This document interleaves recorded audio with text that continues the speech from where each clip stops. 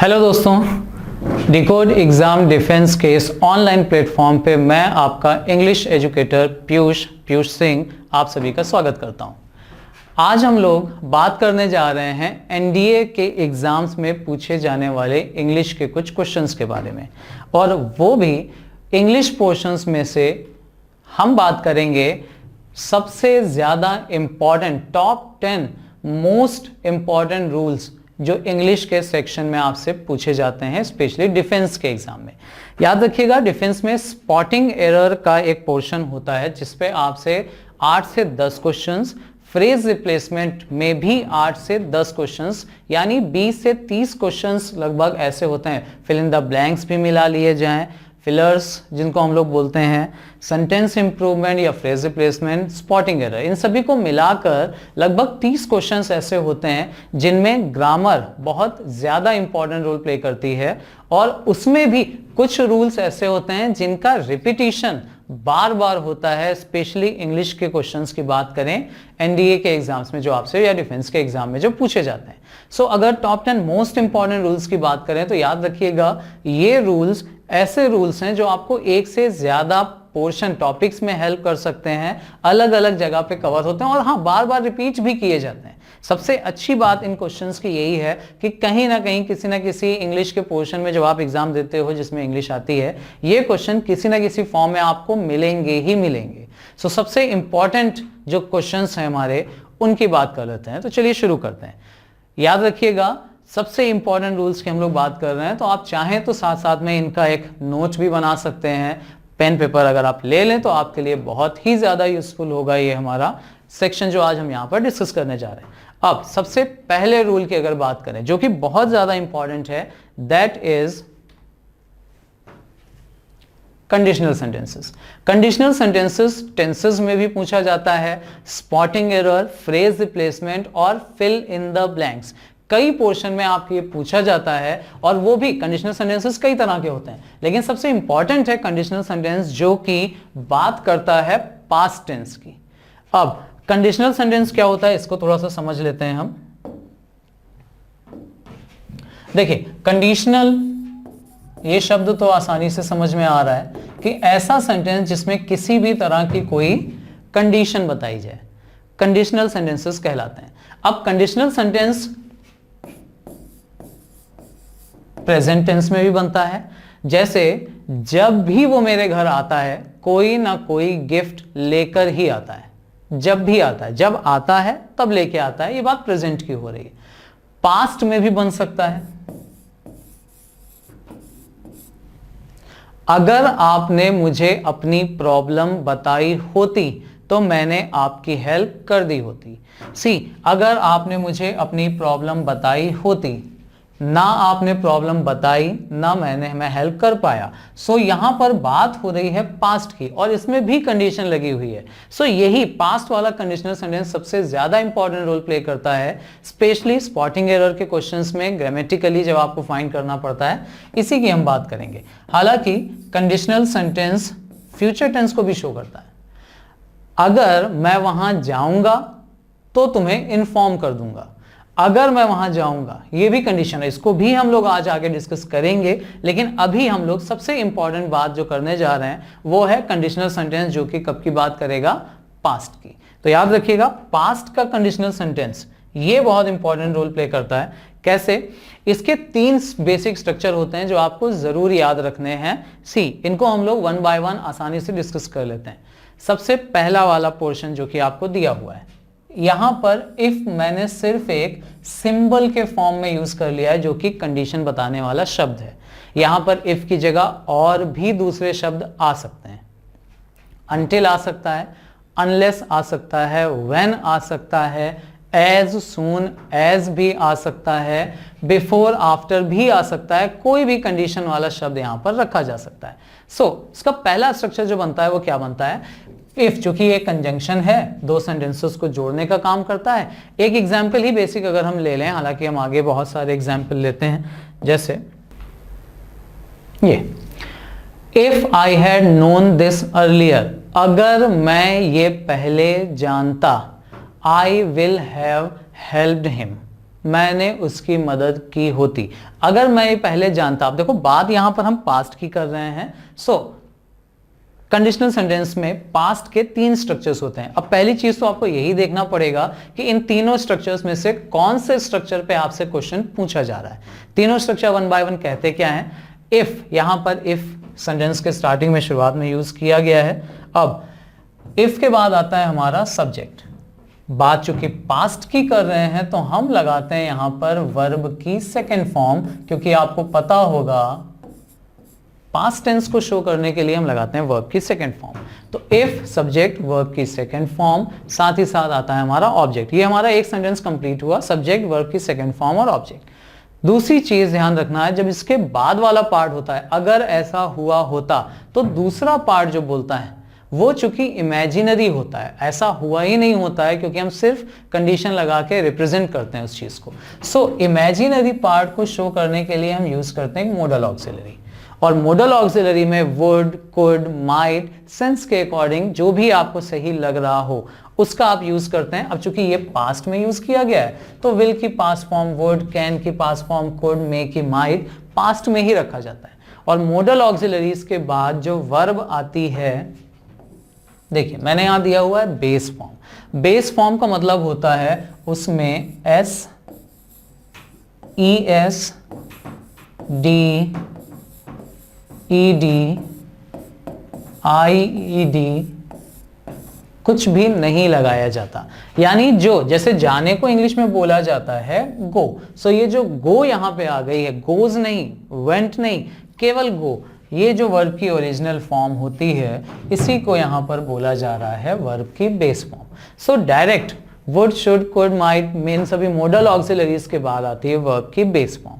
सो ये हमारा पहला स्ट्रक्चर होता है। सो आपको ये देखना पड़ेगा कि अगर सब्जेक्ट दिया है, वर्ब की सेकेंड फॉर्म आ रही है, तो अगले पार्ट में वुड, कुड, माइट और इनके साथ वर्ब की बेस फॉर्म ही आपको लगानी है। दूसरा स्ट्रक्चर वो भी देख लीजिए। दूसरा स्ट्रक्चर क्या बोलता है,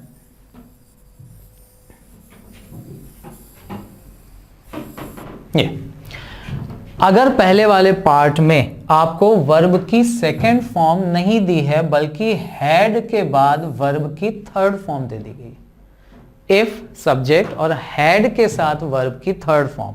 अब यहां पर अगर आपने हैड लगाया है थर्ड फॉर्म के साथ तो याद रखिएगा वुड, कुड या माइट के साथ भी हैव, जो कि हैड नहीं क्योंकि वो सेकेंड या थर्ड फॉर्म में आती है, बेस फॉर्म ही रखनी है, तो हैव की बेस फॉर्म। यहां पर हैड आएगा तो यहां पर हैव और उसके साथ भी वर्ब की थर्ड फॉर्म ही आनी है, ये ध्यान रखिएगा। सो ये स्ट्रक्चर हमारा दूसरा स्ट्रक्चर है जो कि शायद सबसे ज्यादा पूछे जाने वाले क्वेश्चंस में से है। इन तीनों ही पोर्शन में सबसे ज्यादा पूछा जाता है ये वाला स्ट्रक्चर, ठीक है। इसके बाद जो थर्ड पोर्शन आता है वो इसी का थोड़ा सा चेंज फॉर्म है। यहां पर ये जो हैड सब्जेक्ट के बाद आया था, बस ये वाला हैड उठ के अगर इस कंडीशन वाले शब्द की जगह पर आ जाए, यहां पर स्टार्टिंग में हैड, तो हमारा ये और ये वाला स्ट्रक्चर, सेकंड और थर्ड वाला स्ट्रक्चर आपको बिल्कुल सेम दिख रहे होंगे। हैड सब्जेक्ट वर्ब की थर्ड फॉर्म, ये वाला हैड उठ के यहां पर आ गया, इसको इन्वर्जन बोला जाता है, प्लस ऑब्जेक्ट आ गया और सब्जेक्ट वुड, कुड, माइट के साथ हैव और वर्ब की third form plus object of course second sentence का। सो ये हमारे 3 स्ट्रक्चर जो कंडीशनल सेंटेंसेस में पास्ट के टेंस के भी पूछे जाते हैं, ये आपको ध्यान रखने हैं। सो चलिए बात कर लेते हैं अपने एग्जांपल्स की। इन्हीं का अगर हम लोग एग्जांपल डिस्कस करें, सो देखिए यहां पर इफ दिया हुआ है और उसके साथ में दिया हुआ है हैड नोन, थर्ड फॉर्म ये आई हुई है। If I had known this earlier, तो यहां पर हैड के साथ अगर थर्ड फॉर्म आई है तो इसका मतलब पहली चीज तो यहां पर विल नहीं आना चाहिए, ये आपको यहां से एलिमिनेट करना पड़ेगा। यहां पर हैड नोन दिख रहा है, सो विल आपको हटाकर यहां पर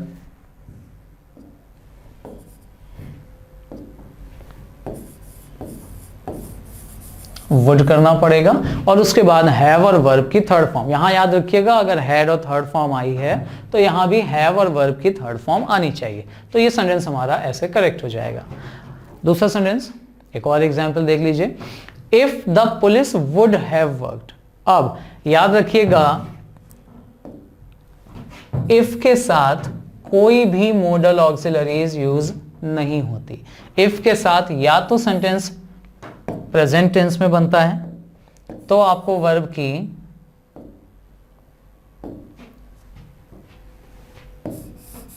कौन सी फॉर्म लगानी पड़ती है? First form. याद रखिएगा, इफ के साथ या तो सेंटेंस प्रेजेंट टेंस में बनता है, इफ के साथ प्रेजेंट टेंस, तो वर्ब की फर्स्ट फॉर्म आती है या फिर वर्ब की सेकंड फॉर्म आती है। कोई भी मॉडल ऑक्सिलरी इफ के साथ या कंडीशन वाले शब्द के साथ प्रयोग नहीं की जाती। सो यहां से आपको वुड हटाना पड़ेगा। अब देख लीजिए, बात हो रही है पास्ट की। अगर पुलिस ने टाइम पर अपना काम किया होता, द राइट यानी कि दंगा वुड नॉट हैव अकर्ड, तो दंगा नहीं हुआ होता।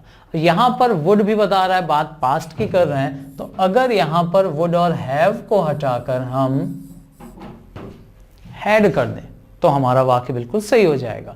So if the police had worked in time the right would not have awkward. अच्छा, इस सेंटेंस को अगर आप पहले वाले स्ट्रक्चर में चेंज करना चाहते हैं तो आप ये भी कर सकते हो। आप यहां से हैड भी हटा दीजिए, सीधे यहां पर वर्ब्ड रख दीजिए, जो कि अब मानी जाएगी वर्ब की सेकंड फॉर्म। तो if the police worked in time, बस अब अगर यहां से हैड और थर्ड फॉर्म हटी तो यहां से भी आपको हैव हटाना पड़ेगा और वुड के बाद अकर। ये सेंटेंस हमारा पहले वाले स्ट्रक्चर में चेंज हो जाएगा। सो याद रखिएगा, तीनों ही स्ट्रक्चर्स में से जरूर देख लीजिएगा कि कौन से स्ट्रक्चर से आपसे क्वेश्चन पूछा जा रहा है। ये सबसे ज्यादा इंपॉर्टेंट है। कुछ और एग्जांपल्स आपको मैं यहां पर दे रहा हूं जो कि आप सॉल्व करके इसका कमेंट में मुझे आंसर करेंगे। आप चाहे तो स्क्रीनशॉट इसका ले सकते हैं, आप चाहो तो इनको नोट कर सकते हैं। ये कुछ क्वेश्चंस आपके लिए देख लीजिए। यहां पर हैड वाला स्ट्रक्चर आया, हैड पहले आ गया और बी की थर्ड फॉर्म होती है बिन, ये दिया हुआ है। वुड आया, वुड के बाद थर्ड फॉर्म आनी चाहिए, वहां पर करेक्शन हो जाएगा। इफ के साथ अभी मैंने बोला वुड का या modal auxiliaries may, might, can, could, should, इन सभी का प्रयोग नहीं किया जाता।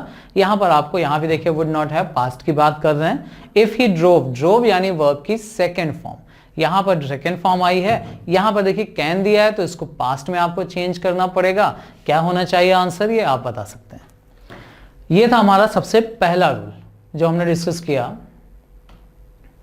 टॉप 10 रूल्स में से सबसे पहला रूल था हमारा कंडीशनल सेंटेंस का। बहुत ज्यादा इंपॉर्टेंट है, इसीलिए मैंने इसको टॉप प्रायोरिटी में रखा है। यहां पर चूंकि टेंसेस में ही चेंजेस होते हैं, सो हमारा जो रूल 2 आता है वो देख लीजिए। अभी अभी मैंने थोड़ी देर पहले आपसे डिस्कस किया था, ये कंडीशन सेंटेंस की जब बात करते हैं। सो अगर कंडीशनल सेंटेंस आपको दिया जाए जो कि कौन से टेंस में दिया हो, फ्यूचर टेंस में, और उस फ्यूचर के साथ कोई भी किसी भी तरह की कोई कंडीशन लगा दी जाए, फ्यूचर प्लस कंडीशन। सो याद रखिएगा, ये सेंटेंस जो फ्यूचर टेंस में बनना था, ये सेंटेंस चेंज हो जाएगा हमारा प्रेजेंट टेंस में। Future plus condition present tense. Permanently इस रूल को याद रखिएगा, ये रूल बहुत इंपॉर्टेंट रोल प्ले करेगा। और अगर आप इसको देखो, अभी जो हमने इससे पहले भी स्लाइड डिस्कस की थी, यहां पर ये if the police would have worked, यहां पर भी मैंने अभी आपसे डिस्कस किया था कि इफ के साथ मॉडल ऑक्सिलरीज का यूज नहीं होता। यानी अगर विल या शैल दे दिया जाए फ्यूचर टेंस में, जो कि मॉडल ऑक्सिलरी है, इफ के साथ अगर विल और शैल का प्रयोग आपने किया तो ये हो जाएगा गलत। इसीलिए याद रखिएगा, कंडीशन वाले सेंटेंसेस में या तो वर्ब की फर्स्ट फॉर्म आती है या वर्ब की सेकंड फॉर्म। हाँ, अगर हैड वाला स्ट्रक्चर आएगा तो हैड के साथ वर्ब की थर्ड फॉर्म आएगी। सो ये ध्यान रखिएगा। ये इसी पे बेस्ड है हमारा जो अगला रूल। ये देखिए, future plus condition that is present tense. अब कंडीशन शो करने वाले वर्ड्स कौन कौन से हैं, याद रखिएगा, फ्यूचर के साथ ही जब कंडीशन आएगी तभी ये रूल होगा। अदरवाइज टेंसेस चेंज करने का प्रेजेंट और पास्ट में कोई जरूरत नहीं है। कंडीशनल वर्ड्स जो होते हैं उनमें से कुछ के एग्जाम्पल मैंने यहां पर दिए हुए हैं। इफ, as soon as जैसे ही, until, unless, when, whenever जब भी, whoever जो कोई भी, whichever जो भी कुछ भी, बिफोर, आफ्टर, ये सारे वर्ड्स अगर फ्यूचर टेंस के साथ आपको दिखाई दें तो याद रखिएगा जिस पार्ट में कंडीशन है। हाँ, एक चीज और जरूर ध्यान रखना है यहां पर आपको कि ऐसा नहीं है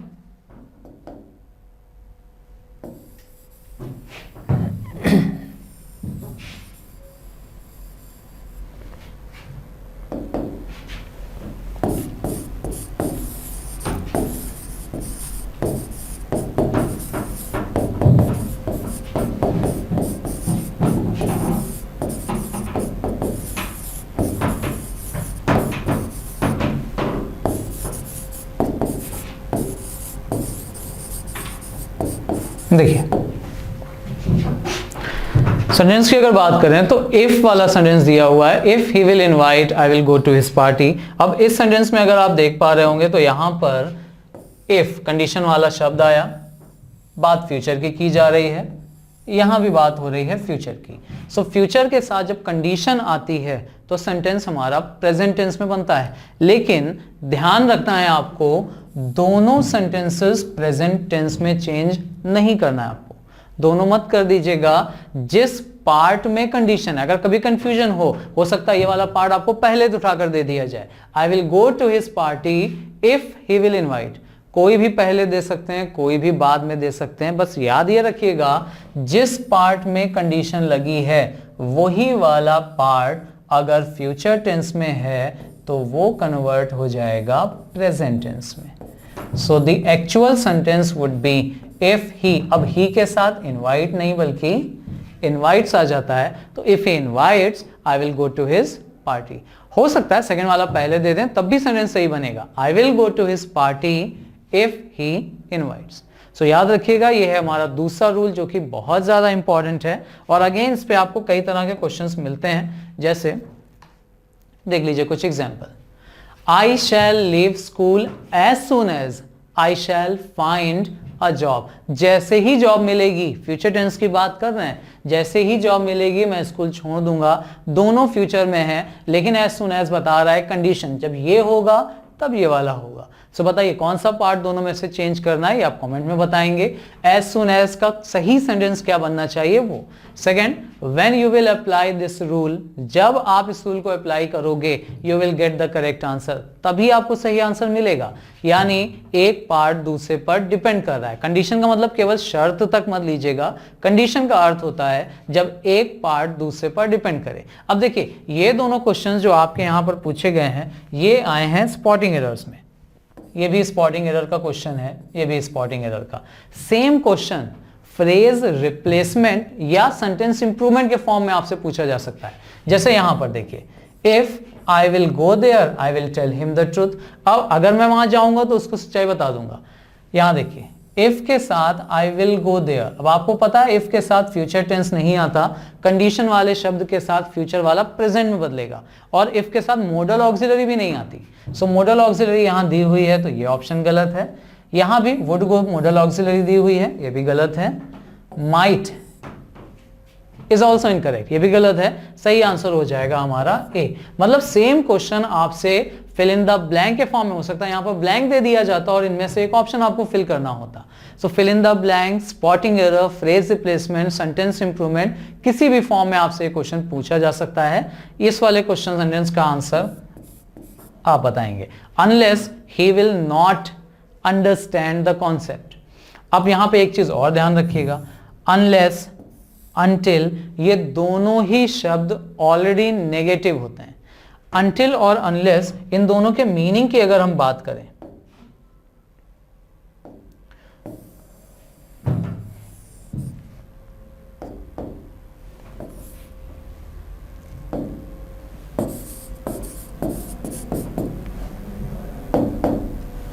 देखिए दोनों के मीनिंग की अगर हम बात करें,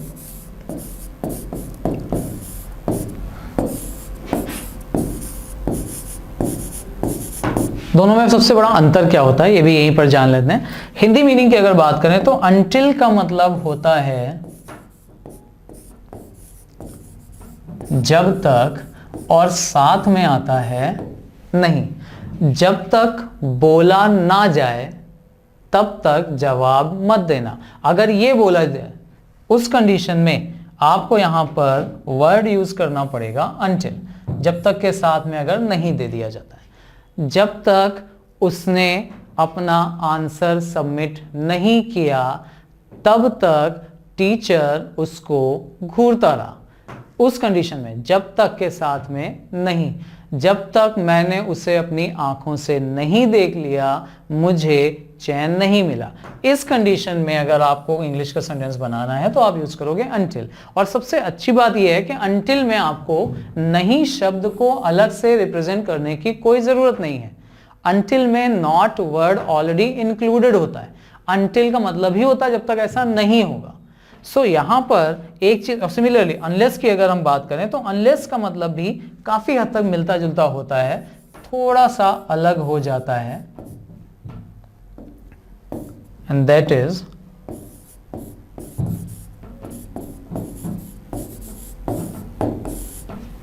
देखिए until का मतलब जब तक नहीं, unless का मतलब अगर नहीं। अगर आप कठिन मेहनत नहीं करोगे तो पास नहीं होगे, जब तक आप कठिन मेहनत नहीं करोगे पास नहीं होगे, दोनों सेंटेंसेस बनते हैं। सो दोनों ही शब्द until या unless, याद रखिएगा इनमें नॉट वर्ड ऑलरेडी इंक्लूडेड होता है, पहले से ही इसमें नॉट इंक्लूडेड है, मिला हुआ है। सो इन शब्दों के साथ आपको एक शब्द जो नहीं लगाना है वो कौन सा है, ये अनलेस ही विल, नॉट हटेगा, और अनलेस और अनटिल भी चूंकि कंडीशन वाले शब्द हैं, सो ये दोनों ही सेंटेंसेस फ्यूचर टेंस की बजाय चेंज हो जाएंगे प्रेजेंट टेंस में। सो याद रखिएगा ये हमारा कॉन्सेप्ट अगेन बहुत इंपॉर्टेंट रूल्स में से एक ही रूल आता है कि फ्यूचर के साथ कंडीशन आएगी तो वो प्रेजेंट टेंस में बनेगा, और कुछ शब्द हैं जो ऑलरेडी निगेटिव होते हैं उनके साथ नॉट लगाने की कोई जरूरत नहीं होती। अब नेगेटिव वर्ड्स कौन कौन से हैं, उनमें से दो तो अभी आपके सामने आए, अनलेस, अनटिल। कुछ शब्द और याद रखिएगा जैसे स्टॉप। स्टॉप का मतलब होता है किसी को कोई काम करने से रोकना या मना करना। स्टॉप के ही कुछ और सिनोनिम्स, रिस्ट्रिक्ट, प्रोहिबिट, मैं लिख देता हूं यहां पर,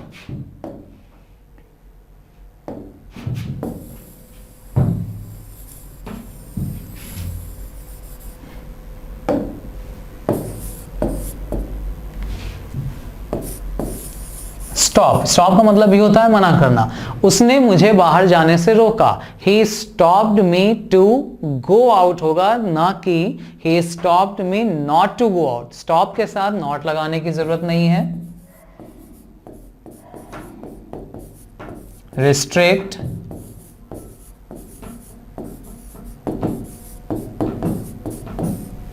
प्रोहिबिट,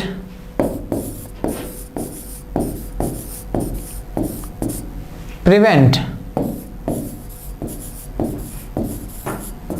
डिनाई।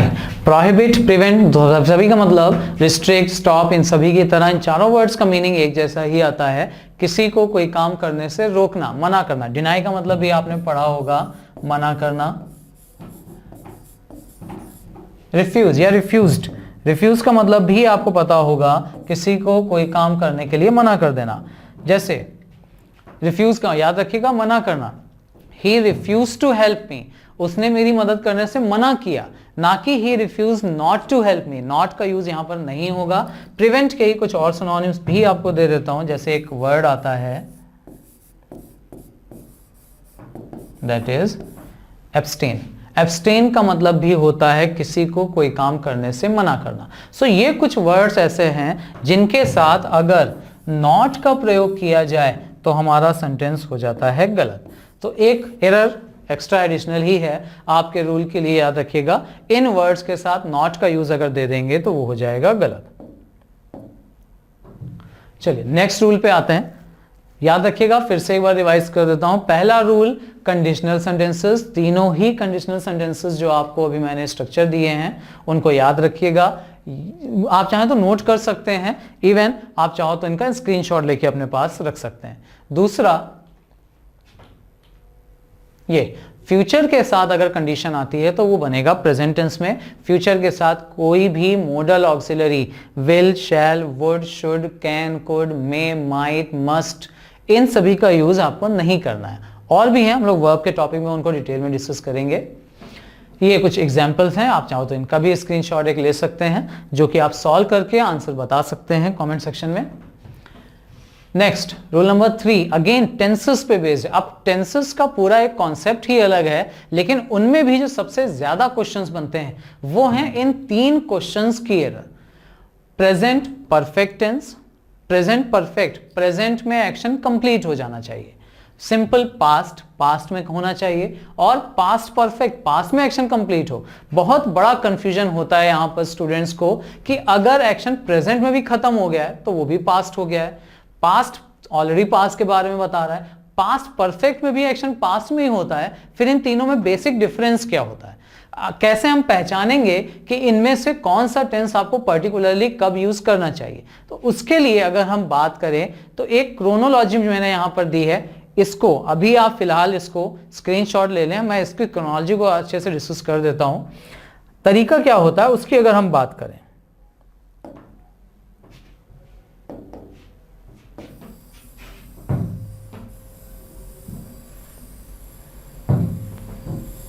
देखिए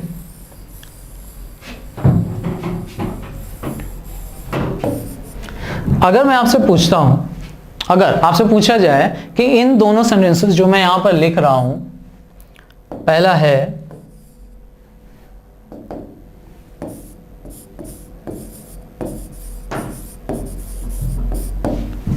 ही वेंट और दूसरा दिया गया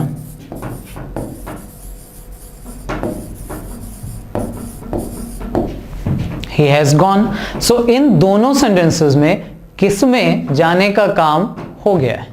एंड आई एम श्योर आप यही आंसर करोगे कि दोनों में ही जाने का काम हो गया है। अब कंफ्यूजन ये आता है कि हम ये वाला सेंटेंस कब यूज करेंगे और ये वाला सेंटेंस कब यूज करेंगे। सो उसके लिए तरीके कुछ क्या हैं। पहली चीज तो ये ध्यान रखिएगा, पास्ट का सेंटेंस और प्रेजेंट परफेक्ट का सेंटेंस, दोनों ही सेंटेंसेस बहुत ज्यादा अलग अलग नहीं होते जब तक आप उनको अलग करते नहीं हो। इन दोनों सेंटेंसेस, उसने एक शॉप ओपन की, he opened a shop, he has opened a shop, दोनों सेंटेंसेस सही है। लेकिन दोनों में बेसिक डिफरेंस क्या है उसकी अगर हम बात करें तो याद रखिएगा, ही वेंट ये बात करता है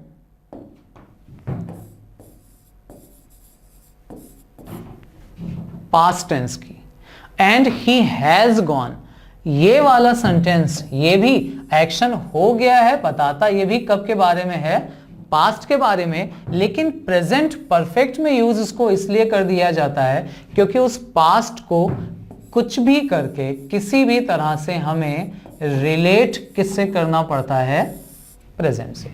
सो दोनों ही सेंटेंसेस को शो करने का तरीका अलग अलग होता है।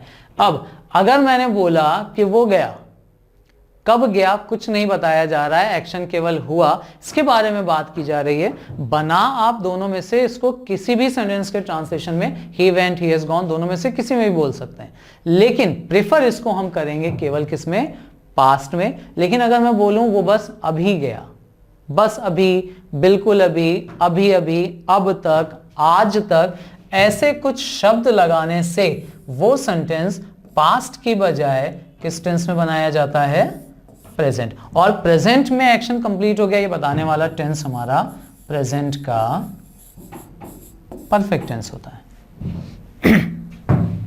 अच्छा, एक चीज यहां पर और ध्यान रखिएगा, दूसरा तरीका ये है पास्ट को प्रेजेंट से अलग करने का, कि अगर आपको बात पास्ट की करनी है तो आप पास्ट को शो करने वाला टाइम बता दो।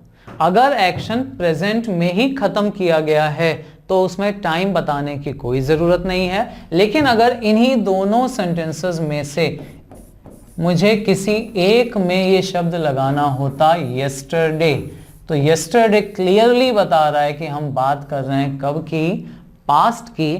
अब इन दोनों में से केवल एक आंसर सही होगा, दैट इज ही वेंट। याद रखिएगा। अब इसको एक्चुअल में एग्जाम्पल के थ्रू अगर हम समझें तो हमारी प्रॉब्लम जल्दी सॉल्व होगी। देखिए पहला sentence, it was nearly 30 years ago since this magazine was first publish. 30 years ago यानी बात की जा रही है पास्ट की। ये बेसिकली यहाँ पर पास्ट की बात कर रहे हैं, तो यहाँ पर हमें दिख भी रहा है कि सेंटेंस जो यूज किया गया है वो बात की जा रही है पास्ट की। अब अंतर क्या है या डिफरेंस सेंटेंस में एरर क्या है वो हम लोग अभी आगे डिस्कस करेंगे। फिलहाल अभी सेंटेंसेस के थ्रू देख लेते हैं। Though we drove fast the train left before we could reach the station.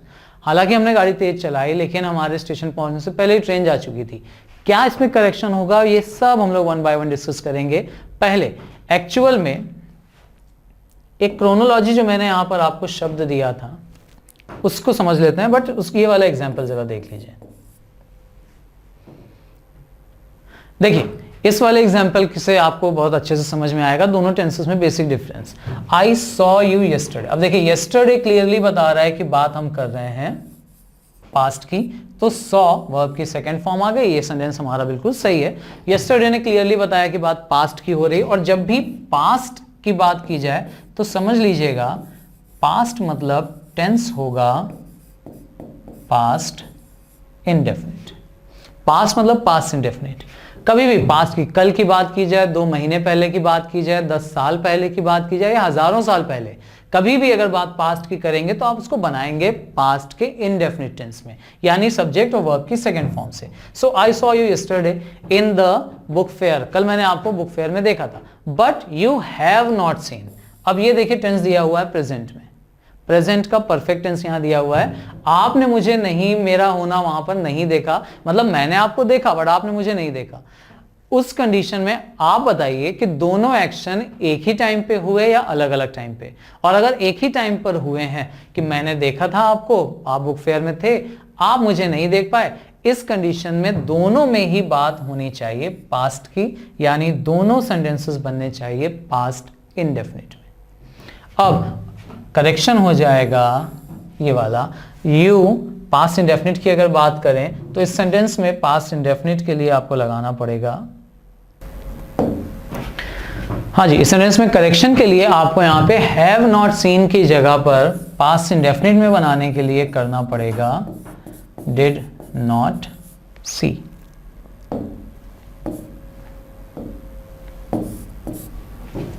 ये अब सबसे जरूरी चीज जो मैंने लास्ट में लिखी थी क्रोनोलॉजी। इस क्रोनोलॉजी को समझना बहुत ज्यादा जरूरी है।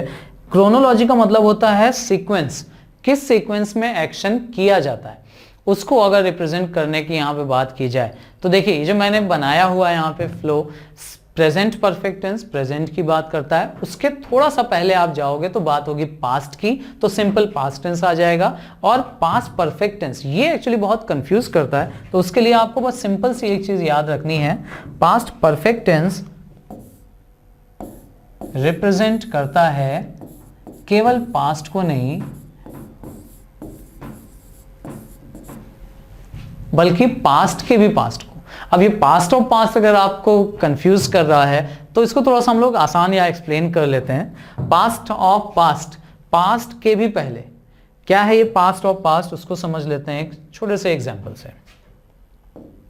देखिए अगर मैं आपको सेंटेंस बोलता हूं कि कल मैंने आपको फोन किया था, कल यानी मैंने बात की यहां पर पास्ट की, सेंटेंस हमारा बनेगा पास्ट के इनडेफिनिट टेंस में। सो हमारा स्टेटमेंट हो जाएगा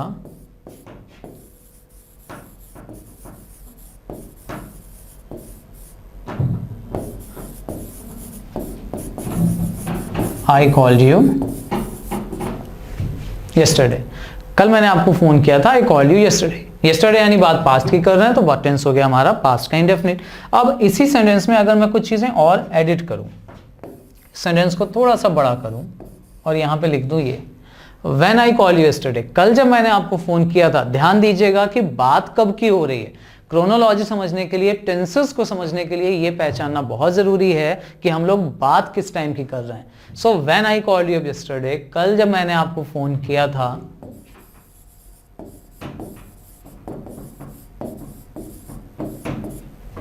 यू डिड नॉट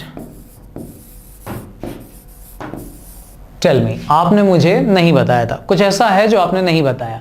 अब जब मैंने फोन किया था उस समय की बात हो रही है, यानी यहां पर अगर हम बात कर रहे हैं पास्ट की तो उसी समय आपने नहीं बताया था, यानी यहां पर भी हमारी बात हो रही है पास्ट की, और दोनों टेंसेस हो गए हमारे पास्ट के इनडेफिनिट। अब क्या नहीं बताया था वो और आगे ऐड कर देते हैं,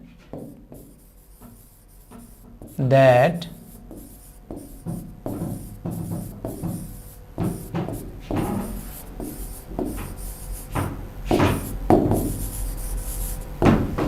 देखिए क्या नहीं बताया था कि आपने अपनी जॉब छोड़ दी।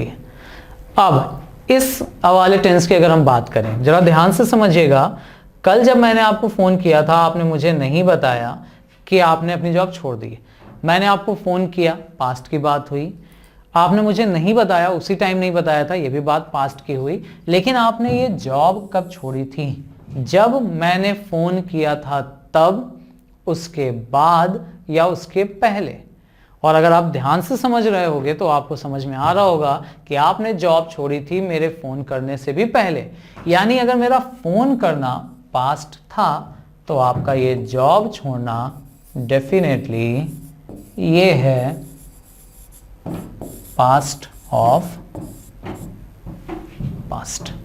पास्ट ऑफ पास्ट यानी इस सेंटेंस का जो टेंस होना चाहिए वो होना चाहिए था पास्ट का परफेक्ट।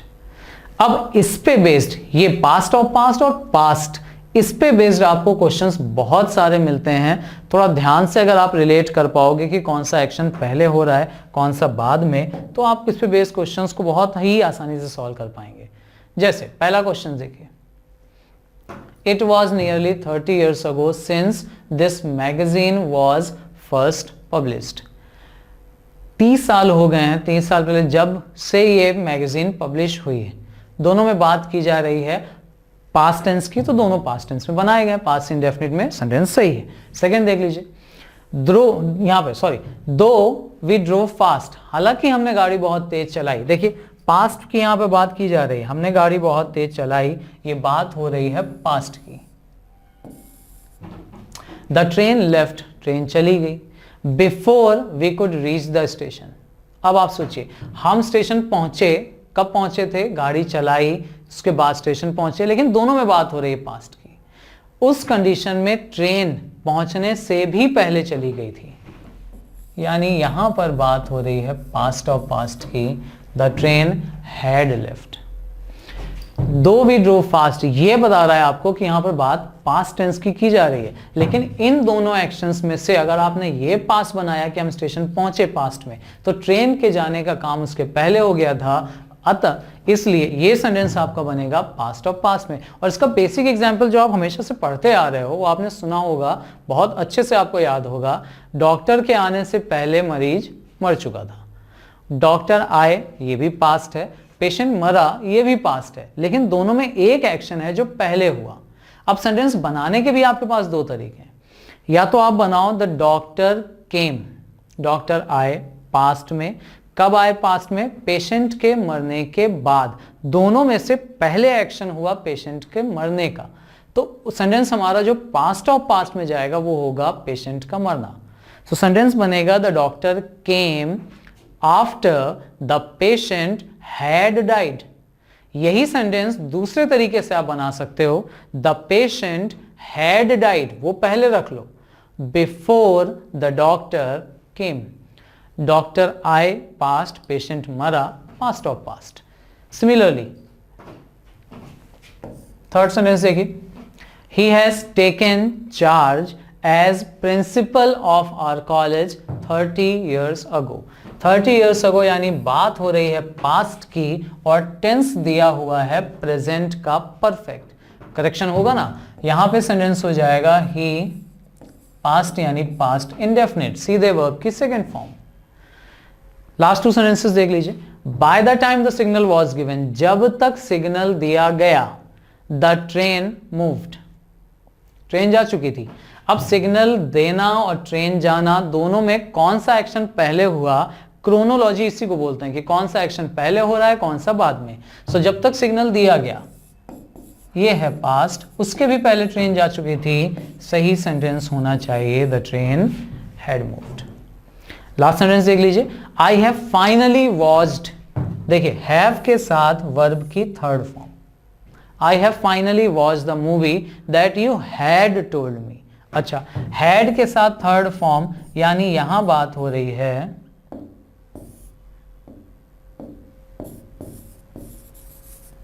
क्लियरली आपको समझ में आएगा ये कि बात हो रही है यहां पर पास्ट ऑफ पास्ट की।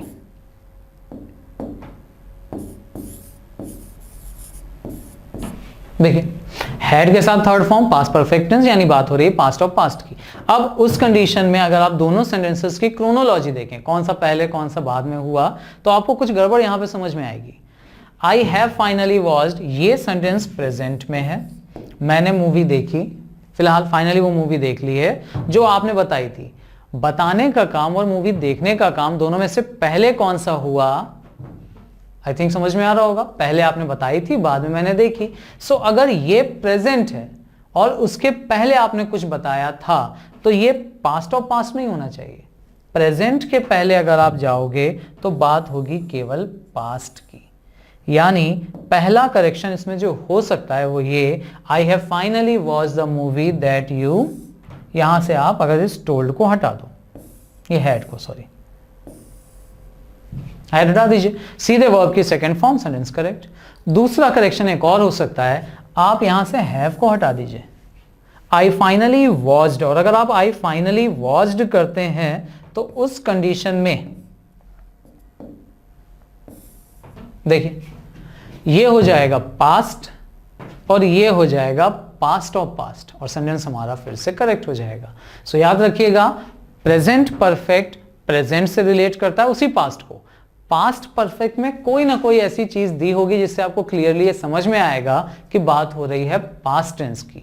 नहीं दिया जा रहा तो प्रेजेंट परफेक्ट और पास्ट इंडेफिनिट लगभग एक ही चीजें हैं, बिल्कुल कंफ्यूज होने की जरूरत नहीं है। जब तक कुछ ना बोला जाए, he opened a shop, he has opened a shop, both the sentences are correct, दोनों करेक्ट हैं, इन दोनों में कोई भी सेंटेंस गलत नहीं है। जब तक आप उसमें कुछ वर्ड्स लगा के येट, सो फार, अब तक, अभी अभी, ऐसा वर्ड्स लगा देंगे तो वही प्रेजेंट परफेक्ट में कंसीडर हो जाएगा।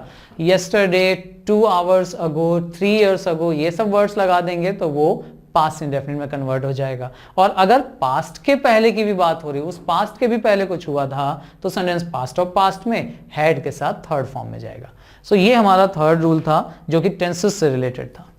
सो आई होप कि आपको ये समझ में आया होगा क्रोनोलॉजी क्या है, पास्ट, पास्ट इंडेफिनिट, जो कि हम लोग पास्ट के सेंटेंस को पास्ट इंडेफिनिट बनाते हैं, प्रेजेंट परफेक्ट और पास्ट परफेक्ट, इन तीनों टेंसेस में डिफरेंस।